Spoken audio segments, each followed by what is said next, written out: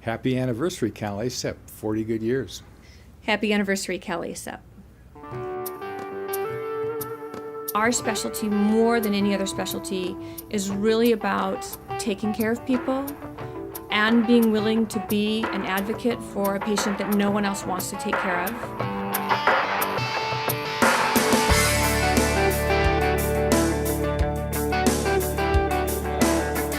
Happy anniversary, Cali40rnia.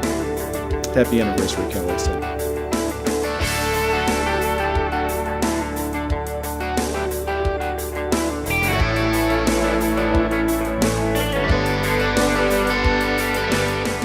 We add a lot of value in what we can do in a matter of a couple of hours compared to what takes weeks to accomplish in an outpatient setting.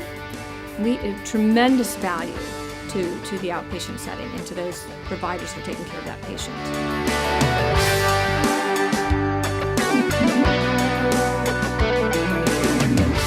I've always felt like I'm one of the, kind of proud graduates of the Randall School of Charm and Grace.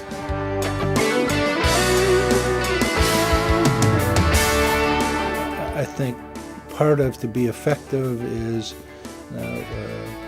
showing up and participating. I'm a past president of Cal-ACEP, and I think I've been active in the chapter for something like 15 years. I think of it more in terms of since I had hair. Gee, Congressman Stark's a little upset because he can't see the whistleblower protection. Well, Mike Bressler is the outgoing president. He had the presidential suite, so he's on the telephone in the bedroom. I'm sitting on the toilet on the telephone, and we are negotiating with Tom Nichols to say, if you take this sentence and this portion and that sentence there, it kind of all, that's what we meant. We meant that we should have whistleblower protections. So that deal was finally, again, with National ACEP, myself, Dr. Bressler negotiated. He was in the bedroom, I was in the John, and in 1989, amendments, Tim Tala had both role and responsibility, on-call docs as well as whistleblower protection. And so he said, well, the governor was giving us this line on this bill, and he wasn't going to go for it. So I grabbed him by the tie, and I pulled him up close, and I said, look, Governor, here's what we got to do with this bill.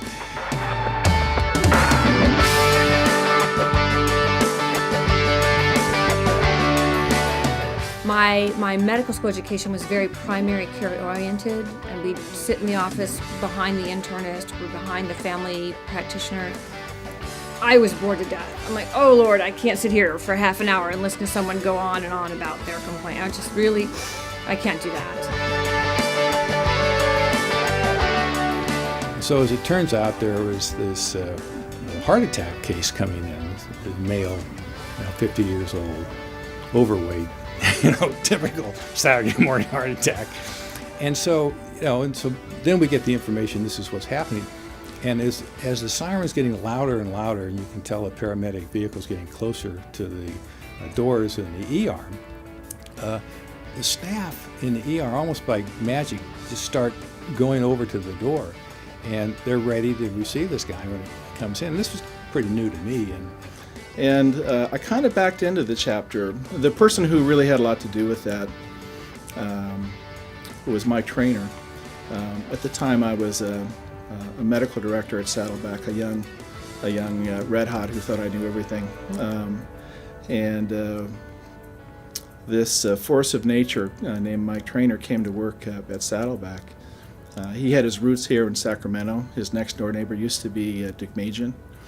But more importantly, he was one of those pure products of the first generation of emergency medicine.